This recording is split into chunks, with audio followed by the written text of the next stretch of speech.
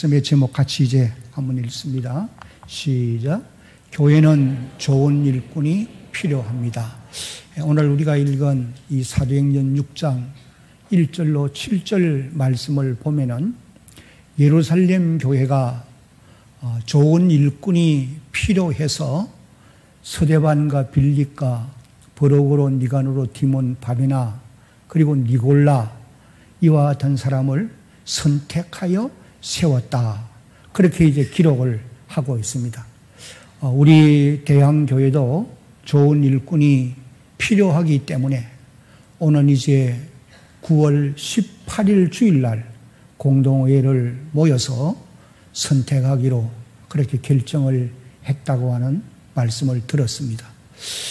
교회가 직원을 선정하는 이런 공동의회를 모인다고 하는 것은 너무도 중요한 일이에요. 그러므로 모든 교우들이 깨어서 함께 기도하는 일에 힘써야 합니다. 왜냐하면은 이런 그 직분자를 세우는 공동회의는 교회의 여러 가지 중요한 일들 가운데 제가 볼 때는 가장 중요한 일이다. 그렇게 말씀을 드릴 수가 있겠습니다. 그래서 이런 중요한 일에는 반드시 사단이 역사를 해요. 그래서 이를 위해서 교회가 깨어서 모든 성도들이 함께 기도하려고 노력을 해 가야 합니다. 세상의 모든 일들은 다 사람이 하는 것입니다. 그런데 어떤 사람이 하느냐, 이것이 너무나 중요한 것입니다. 그 이유는 어떤 사람이 하느냐에 따라서 성공과 실패가 결정되기 때문에 그러합니다.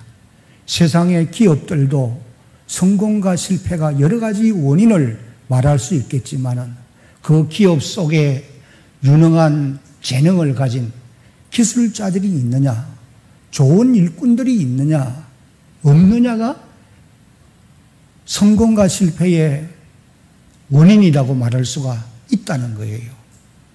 여러분, 나라의 정치도 누가 통치하느냐 너무 중요하지 않아요. 성경에 나오는 이스라엘 나라를 보면은 사울이 통치하는 이스라엘 나라는 점점 쇠약해져 갑니다.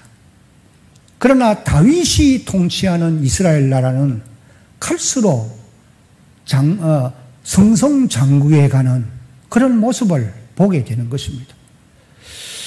교육도 마찬가지예요. 누가 가르치느냐, 여기에 따라서 그 결과는 엄청난 차이가 있게 되어진다고 하는 것을 우리가 경험해 볼 수가 있는 것입니다. 그래서 위대한 스승 밑에 위대한 제자가 자라게 되어 있어요. 그래서 인물이 인물을 만들어낸다, 그런 말이 있는 것입니다. 여러분, 하나님의 교회도 역시 마찬가지예요. 교회의 주인은 하나님이십니다. 40여 년 세월을 지나온 이 대양교회도 주인이 하나님이세요. 그러나 하나님이 직접 일을 하시고 말씀을 하는 것이 아니고 하나님을 대신해서 사람을 세우시고 그 사람들을 통해서 하나님의 교회를 섬기게 하시는 것을 우리가 경험을 통해서 알 수가 있습니다. 그러므로 건강하고 좋은 교회로 부흥하려고 하면 반드시 좋은 일꾼들이 필요하다라고 하는 사실입니다. 그런데 여러분, 좋은 일꾼은 하루아침에 생겨나는 것은 아니에요. 처음 예수를 믿으면서부터 좋은 일꾼이냐? 그럴 수 없어요. 하나님의 말씀과 경건의 훈련을 통해서 만들어져 가게 되어 있다고 하는 것을 우리가 분명히 알아야 합니다. 오늘 저는 여기 2부 예배에서 예배를 드리고 있는 여러분 모두가 앞으로 좋은 일꾼으로 자라가려고 노력해서 여러분들이 성경이 말하는 그런 좋은 일꾼으로 성숙되어서 교회를 섬김으로 여러분들이 속해 있고 여러분들이 섬기는 이 대양교회가 주님 오실 때까지 강건하고 평안하고 그리고 든든히 서가는 이런 하나님의 교회가 될 수 있기를 예수님의 이름으로 축복합니다. 오늘 우리가 읽은 이 본문 내용에는 예루살렘 교회가 어려운 문제를 당면하게 되었습니다. 그래서 그 문제를 은혜 가운데 해결을 잘 하고 나니까 교회가 한 걸음 더 성큼 부흥하는 역사가 있었다. 그렇게 기록을 하고 있습니다. 여러분, 예루살렘 교회가 당면한 문제가 무엇이었느냐? 그것은 교회 안에 원망하는 일이 있게 되었다는 거예요. 조금 전에 우리가 읽은 1절 말씀을 다시 한번 보면은 그때의 제자가 더 많아졌는데 헬라파 유대인들이 자기의 가부들이 매일의 구제에 빠짐으로 히브리파 사람을 원망했다는 거예요. 아마 이 구제에 먹는 양식을 사도들이 필요를 따라서 쭉 나누어 줬던 것 같은데 사도들의 숫자는 제한되어 있고 예루살렘 교회에 도움을 받아야 될 대상자는 많았기 때문에 사도들의 손길이 미치지 못한 곳이 있었던 것 같아요. 그래서 헬라파 사람들이 히브리파 사람들을 원망하게 되었다. 그렇게 이제 말씀하고 있는 것입니다. 그래서 예루살렘 교회의 원망의 요소가 있게 된 첫 번째 원인은 공급을 받아야 될 사람들이 양식 공급을 받지 못함으로 인해서 생겨난 것이다. 그렇게 볼 수가 있지요. 그 다음에 또 한 가지 우리가 짐작할 수 있는 것은 사도들이 하신 말씀을 통해서 우리가 짐작할 수 있는데, 깨달을 수 있는데 2절 말씀을 읽어보면 이렇게 기록되어 있습니다. 2절을 봅니다. 12사도가 모든 제자를 불러 이르되 우리가 사도들이지요. 우리가 하나님의 말씀을 제쳐놓고, 이 제쳐놓는다는 말은 조금 소홀히 했다, 그런 의미에 등한시 여겼단 말이에요. 왜? 의도적으로 소홀히 하는 것이 아니고 구제의 손길을 펴려고 노력하다가 보니까 거기에 너무 많은 시간이 소모되는 거예요. 그래서 하나님의 말씀을 소홀히 했다, 그런 말씀으로 이해를 하면 되겠습니다. 제쳐놓고 접대를 일삼는 것이 마땅하지 아니한 줄을 알았다. 사도들이 깨달은 것이 무엇이냐 하니까 하나님의 말씀을 열심히 전하고 기도하는 일을 조금 소홀히 했더니 하나님의 말씀의 은혜가 풍성하지를 못했다라고 하는 것을 깨닫게 되어진 것입니다. 여러분, 교회에서 가장 중요한 것이 무엇이냐 하면은 하나님의 말씀의 은혜가 풍성해야 되는 것입니다. 하나님의 말씀의 은혜가 풍성하지 못하면은 성도들의 심령이 갈급증을 느낄 수밖에 없어요. 그러다가 보면은 갈급한 심령에서는 원망과 불평의 소리가 나오게 되어 있는 것입니다. 그러나 은혜가 풍성하게 되면은 교회에 여러 가지 어려운 일들이 없잖아 있지만은 다 잘 돌아가게 되어지는 것을 저는 경험을 통해서 알 수가 있었던 것입니다.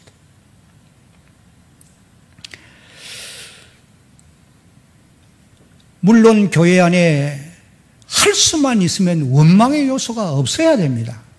그러나 현실 교회가 원망의 요소가 없는 교회가 있느냐? 지상에는 없어요.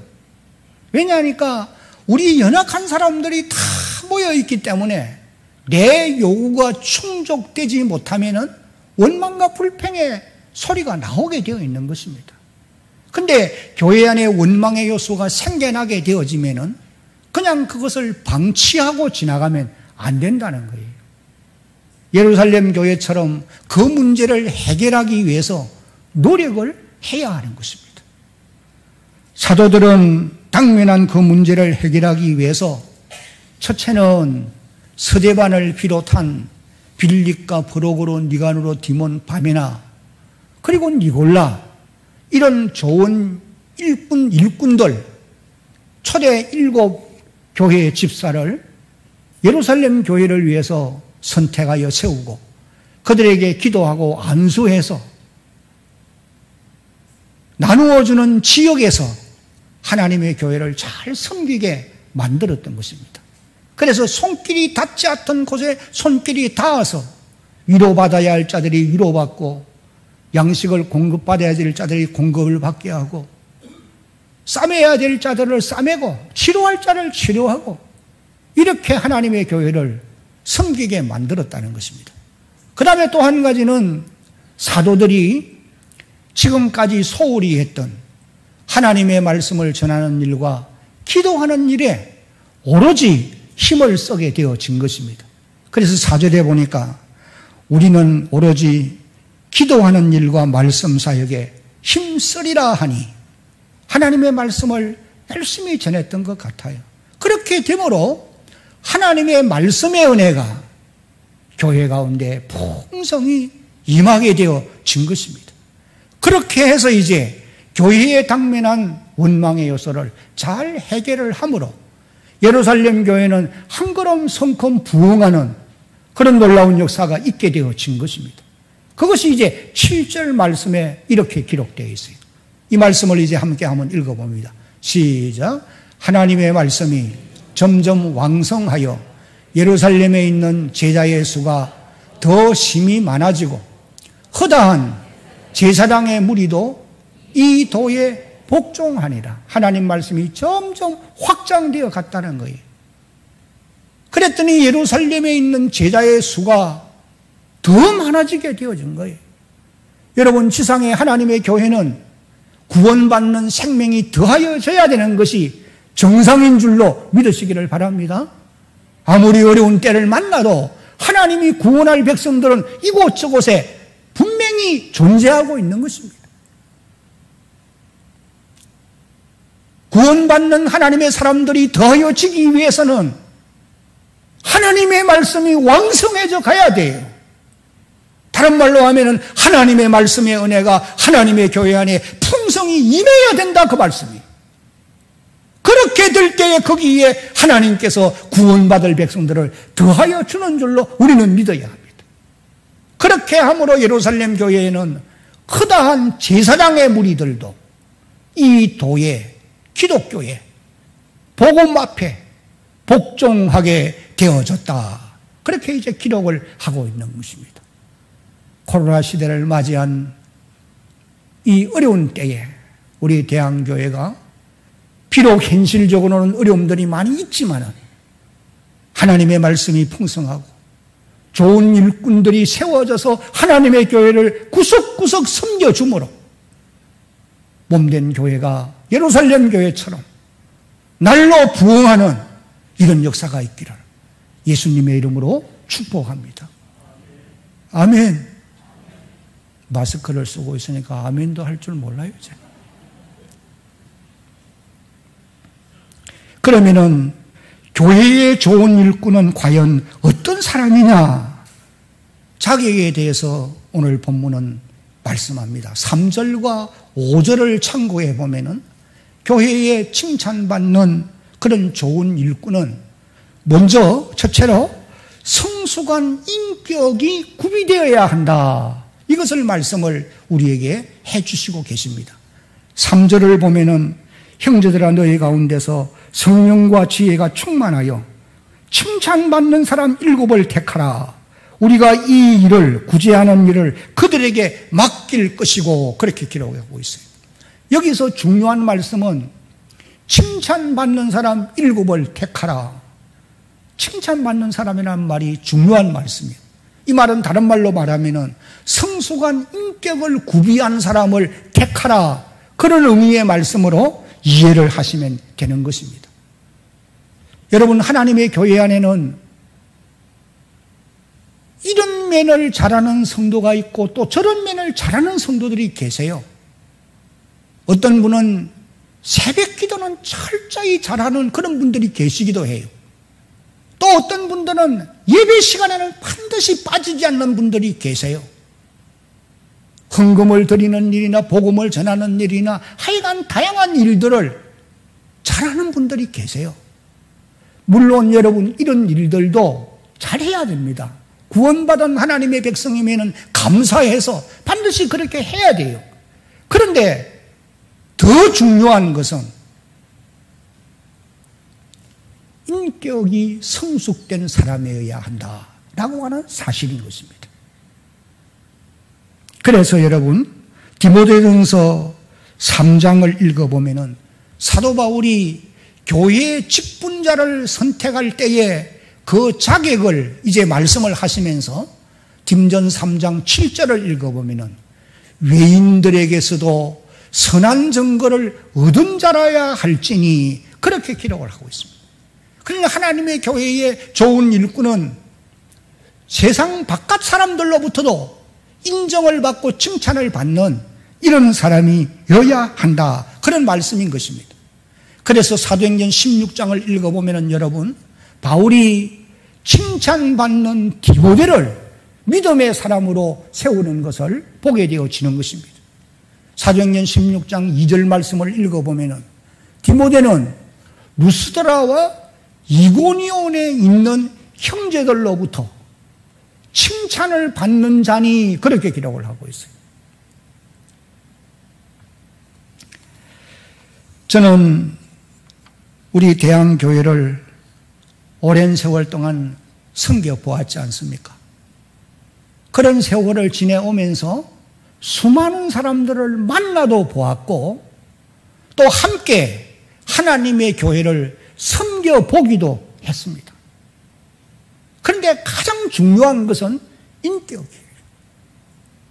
그래서 저는 늘 이런 말을 강조합니다.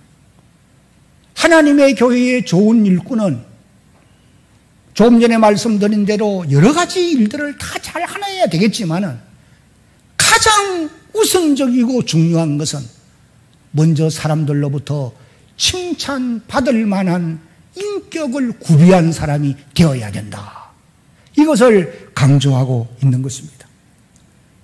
여러분, 이번 이제 공동회를 통해서 직분자들을 선택할 것인데 이런 면들을 여러분들이 꼭 기억을 해야 됩니다. 이런 면을 꼭 마음에 새기고 이제 직분자들을 세울 수 있는 그런 주의 백성들이 되어야 한다는 것입니다. 그러면은 칭찬받는 성숙한 인격의 사람은 어떤 사람이냐? 저는 오늘 이 본문을 보면서 칭찬받을 만한 인격, 성숙한 인격을 갖춘 사람이 되려고 하면은 이 본문과 배경에서는 첫째는 정직한 사람이 되어야 돼요. 왜냐하면은 사도들이 예루살렘 교회에 직분자를 세우는 목적이 재정을 맡겨서 그들로 하여금 구제 사역을 하게 하는 일이었습니다. 그래서 재정을 관리하는 사람은 항상 정직성이 검증되어야 돼요. 이것이 대단히 중요한 것입니다. 여러분이 고린도후서 8장을 읽어보면 사도 바울이 고린도 교회가 헌금한 그에게 연보를 예루살렘 교회까지 전달을 해야 되는데 아무에게나 맡겨서 전달하지 않아요. 신실한 디도를 택하고 다른 사람을 한 사람 더 붙여서 그리고 그 연보를 예루살렘 교회에 전달하는 이런 모습을 우리가 보게 되어지는 것입니다. 그러므로 하나님의 교회에 좋은 일꾼이 되려고 하면 디도와 같은 정직성이 검증된 그런 사람이 되어야 되는 것입니다. 여러분, 이런 면도 훈련을 통해서 되게 되는 줄로 믿어야 합니다. 그 다음에 칭찬받는 성숙한 인격의 사람은 성품에 있어서도 온유하고 겸손함이 있어야 돼요. 이 온유하고 겸손함은 하루아침에 만들어지는 것은 저는 아니라고 봅니다. 다 이 땅에 태어날 때 사람들마다 가진 성품이 있잖아요. 물론 천성적으로 좀 온유하고 겸손한 사람이 없잖아. 있기는 한 것을 보기도 합니다. 그러나 훈련을 통해서 하나님이 쓰실 만한 온유한 사람으로 변하여 가게 되어 있다고 하는 사실을 성경은 우리에게 가르쳐주고 있어요. 여러분, 모세라고 하는 사람을 한번 잠시 생각해 보십시오. 그는 출애굽기 1장 2장을 읽어보면 아주 과격한 사람입니다. 불의를 보고는 도무지 참을 수 없는, 그래서 애굽 사람을 쳐서 죽이는 자리에까지 이르는 그런 사람이었어요. 그러나 그가 미디안 강야로 들어가서 40년 세월 동안 이름 없는 무명의 목동으로서 양무리를 돌보며 하나님과 교제하는 사이에 자신의 모난 부분이 깎이고 또 깎이고 하나님을 닮아서 온유한 사람이 되어진 거예요. 그래서 민수기 12장 3절 말씀을 읽어보면 하나님이 이렇게 모세를 향하여 말씀합니다. 이 사람 모세는 지상의 모든 사람보다 온유함이 성하더라, 뛰어나더라. 그렇게 이제 기록한 말씀을 볼 수가 있습니다. 하나님이 귀하게 쓰시는 사람들마다 다 그렇습니다. 사도 바울 같은 사람도 아주 과격한 이런 성품을 가졌던 사람이에요. 그러나 그가 그의 마음에 사랑이 넘쳐나는 사람으로 바뀌어진 것이 주를 만나고 세월이 지나면서 다듬어지고 또 다듬어짐으로 그런 사람이 되어졌던 것을 알 수가 있어요. 요한과 야고보 같은 사람도 예수님이 별명을 지어주기를 너희는 우리의 아들이라 그렇게까지 말씀하셨어요. 그러나 우리가 요한 1, 2, 3서를 읽어보면 요한만큼 사랑이 넘치는 사도가 어디에 있느냐는 말이에요. 다 훈련을 통해서 다듬어져 가게 되어지는 것입니다. 여러분들도 여러분의 모난 성품들을 다듬고 다듬어서 칭찬받는 그런 성숙한 인격의 사람들로 자라갈 수 있기를 예수님의 이름으로 축복합니다. 뿐만 아니라 우리는 화평을 만들어가는 사람이 되어야 돼요. 마태복음 5장 9절을 보면은 화평케 하는 자는 복이 있나니 그들이 하나님의 아들이라 일컬음을 받을 것이니요 라고 기록합니다. 우리가 살아가는 세상은 갈수록 삭막해져 갑니다. 하나님의 교회 안에도 삭막한 부귀가 얼마나 많이 조성되는지 모릅니다. 그런 곳에서 화평을 만들어내는 이런 사람이 성숙한 인격의 사람이라고 말할 수가 있다는 거예요. 그것뿐만 아니고 말에도 덕을 세우는 그런 사람이 칭찬받는 성숙한 인격의 사람인 것을 우리가 기억해야 합니다. 말은 하나님이 우리 인간에게 주신 특권이요 선물이잖아요. 그런데 말이 사람을 살리는 양약이 될 때가 있지만은 사람을 죽이는 독약이 되어질 수도 있다고 하는 사실을 성경이 우리에게 말씀합니다. 그래서 야고보서 3장 2절을 읽어보면 이렇게 기록합니다. 다 같이 읽습니다. 우리가 다 실수가 많으니 만일 말에 실수가 없는 자면 곧 온전한 사람이라. 잠언 25장 11절도 함께 읽어봅니다. 경우에 합당한 말은 아로새긴 은쟁반에 금사간이라. 이 얼마나 아름다워요. 아로새긴 금쟁반, 은쟁반, 거기에 금사과가 놓여 있어요. 감성이 둔한 사람들은 이거 잘 모릅니다. 저도 그걸 잘 몰라요. 아로새긴 은쟁반 위에 금사과가 놓여 있다. 정말 아름답잖아요. 그래서 골로새 4장 6절을 보면은 너희가 은혜 가운데서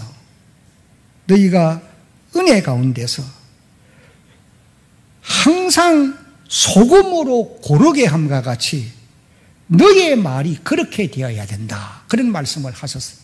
그 말은 요리사가 음식 맛을 낼 때에 간을 보고 소금으로 낸단 말이에요.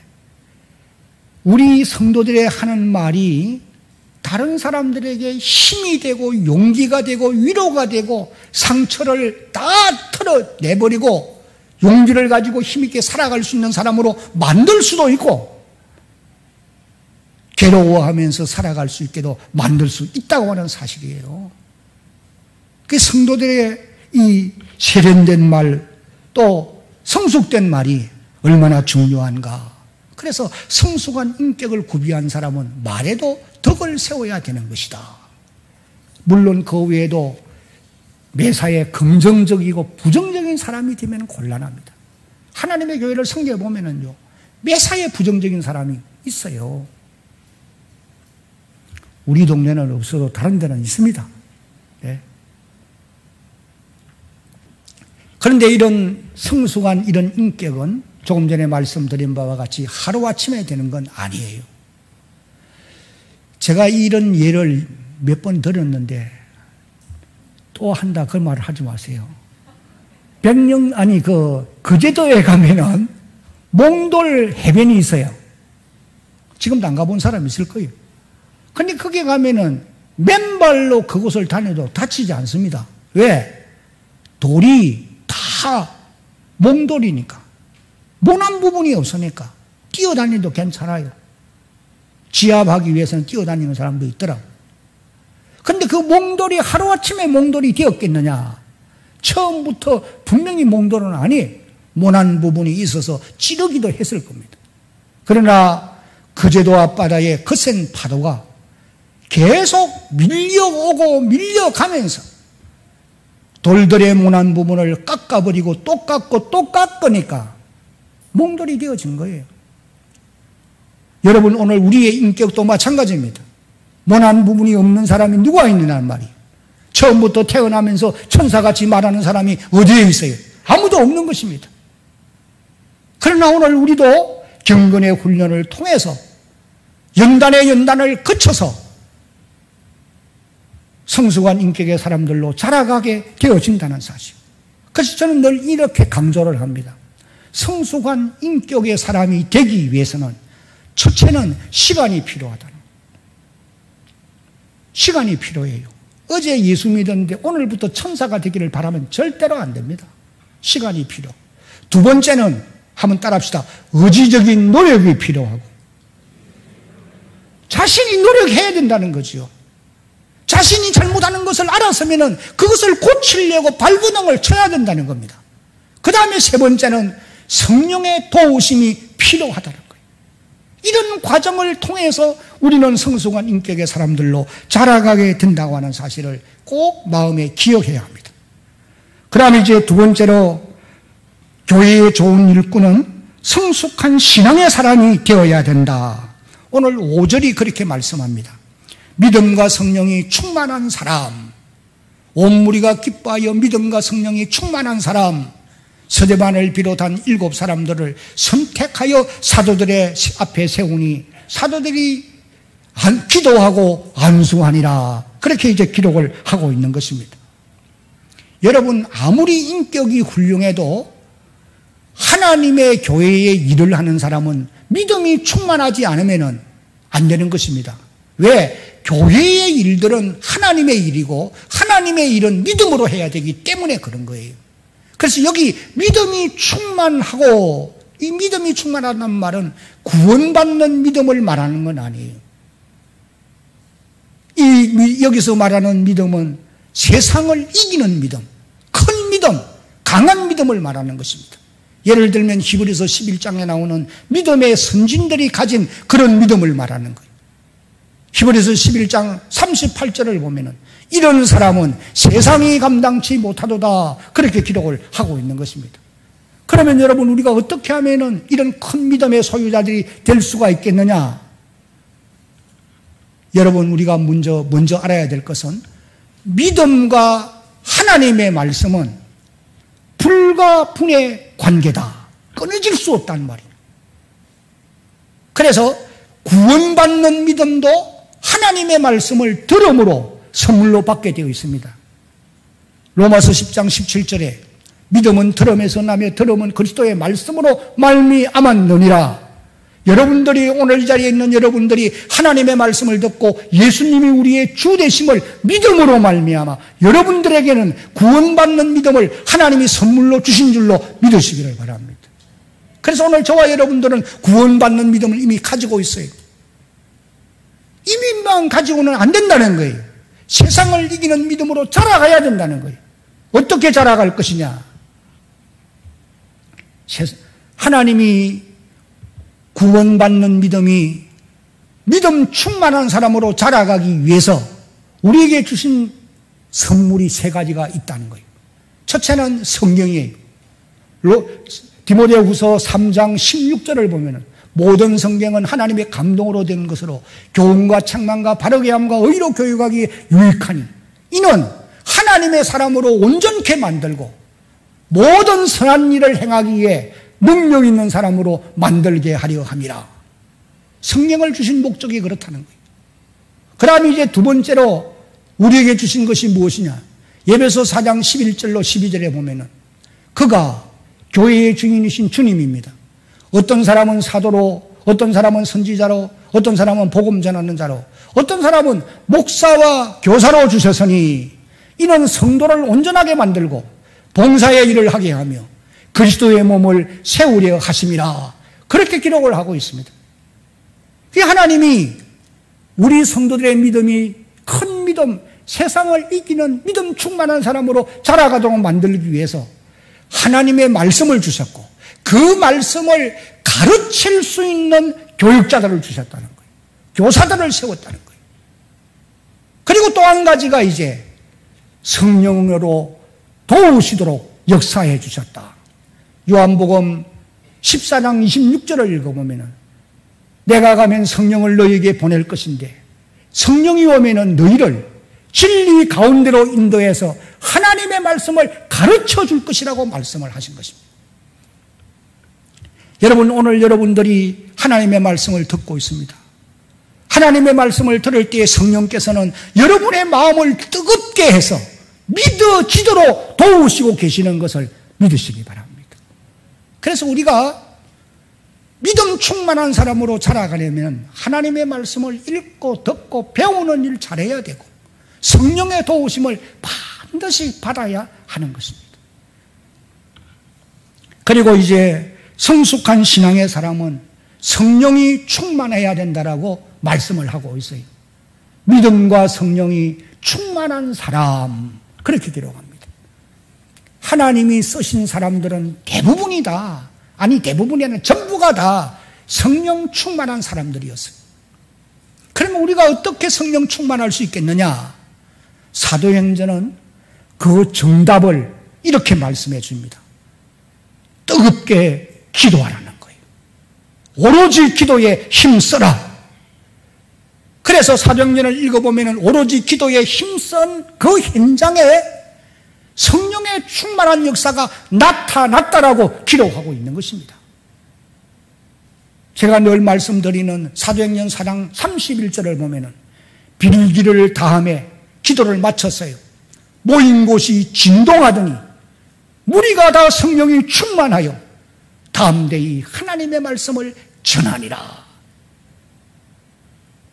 여러분, 세대가 아무리 바뀌어지고 아무리 어려운 때가 온다 하더라도 오로지 기도에 힘쓰는 사람들에게는 성령께서 강하게 역사해 주실 줄로 믿으시기를 바랍니다.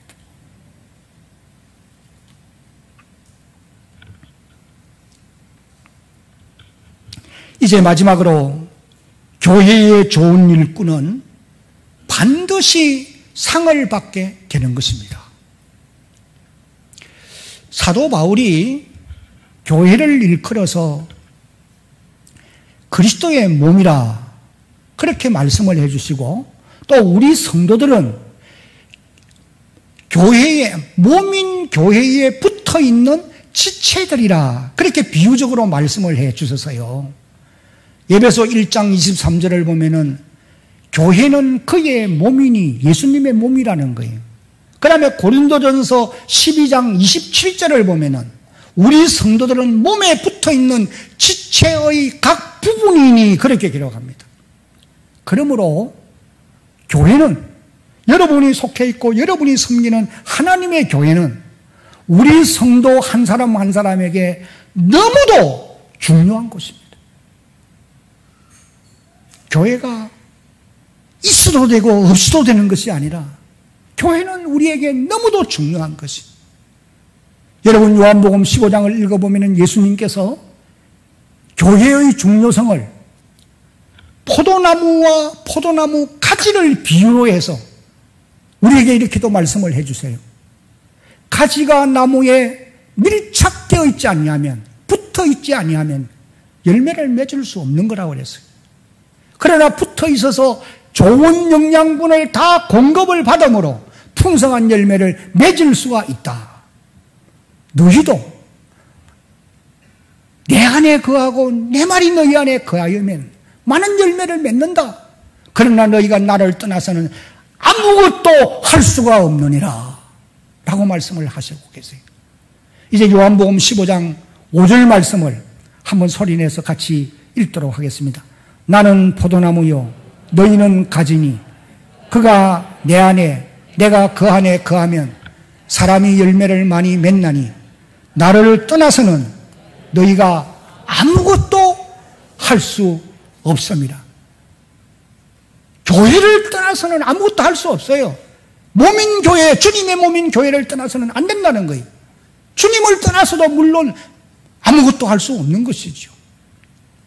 그래서 이 말을 좀 비유적으로 표현을 한다고 하면은 마치 물고기가 물속에서 행복하게 살 수 있는 것처럼 구원받은 우리 성도들도 아무리 세대가 어렵고 교회가 여러 가지 면에서 어려움들이 있다 하더라도 교회 안에서 행복하게 살아갈 수가 있다라고 하는 사실을 꼭 마음에 기억해야 할 것입니다. 그런데 중요한 것은 우리가 속해 있고 내가 섬기는 교회가 건강한 교회가 되어야 된다는 것입니다. 여러분 한번 생각해 보십시오. 몸이 병들어서 고난을 겪게 되면 모든 몸에 붙어 있는 지체들이 고난을 겪습니다. 마찬가지. 몸인 교회가 어려움들로 인해서 진통을 겪게 되면 우리 성도들이 결단코 행복할 수가 없는 것 아니겠어요? 저는 목회자이기 때문이 아니고 모든 성도들도 다 동일하다고 봐요. 교회 생활이 아름답고 행복해야 여러분의 삶이 행복하게 되어 있습니다. 이건 경험을 통해서 알 수 있는 일이에요. 구원받은 사람이 하나님의 교회를 떠나서는 결코 만족함을 얻을 수 없어요. 인간은 영적 만족이 이루어지지 아니하면 아무리 육신적으로 풍성해도 참 만족을 누릴 수 없습니다. 그래서 교회 속에서 우리가 행복해져야 삶의 현장 어디를 가도 행복을 경험하며 살아갈 수가 있게 되어진다는 거예요. 그러므로 교회의 좋은 일꾼들은 내가 섬기는 하나님의 교회를 건강한 교회로 만들어 가려고 노력해 가야 됩니다. 여러분들도 하나님의 교회를 건강한 교회로 만들어 가기 위해서 좋은 일꾼들을 세워야 돼요. 다시 말하면 잘 뽑아야 돼, 잘 선택해야 된다 그런 말씀이에요. 그리고 또 나아가서 여러분 개인도 우리 모든 성도들도 좋은 일꾼으로 자라가려고 노력해야 될 줄로 믿습니다.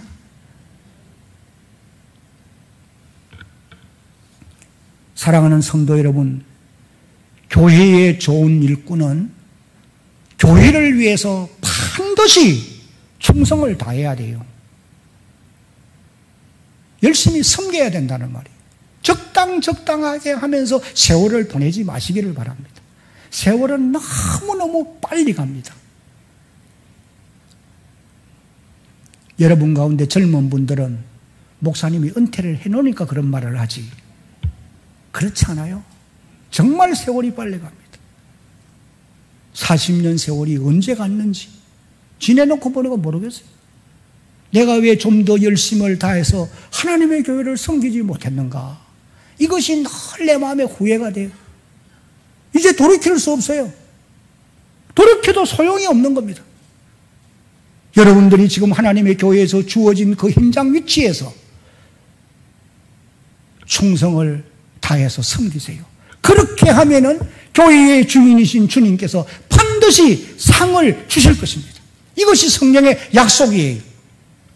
계시록 2장 10절을 읽어보면은 내가 죽도록 충성하라. 그리하면 생명의 면류관을 네게 주리라.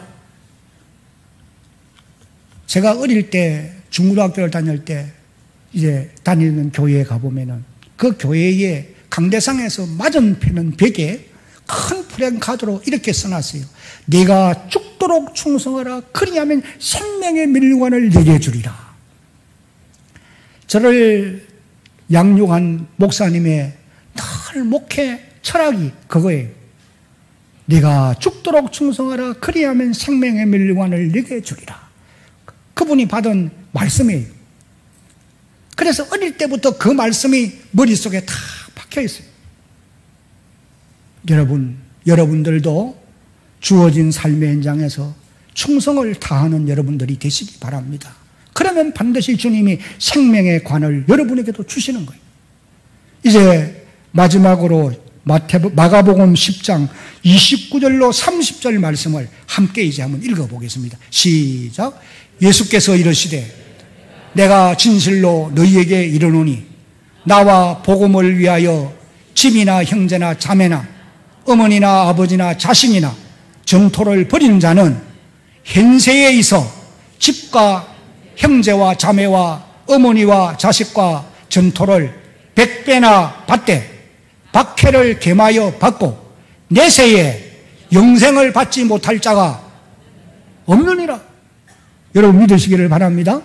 예수님께서 직접 하신 말씀이에요. 그래서 저는 여러분에게 당부하고 싶은 말씀은 아무리 힘들고 어렵다 하더라도 바르게 섬기려고 노력하시기 바랍니다. 바르게 섬기려고 노력하면 하나님은 반드시 은혜도 베푸시고 땅에 살아가는 날 동안에 필요한 복도 주실 것이고 건강도 주실 것이고 범사에 형통한 길로 인도해 주실 줄로 믿으시기를 바랍니다.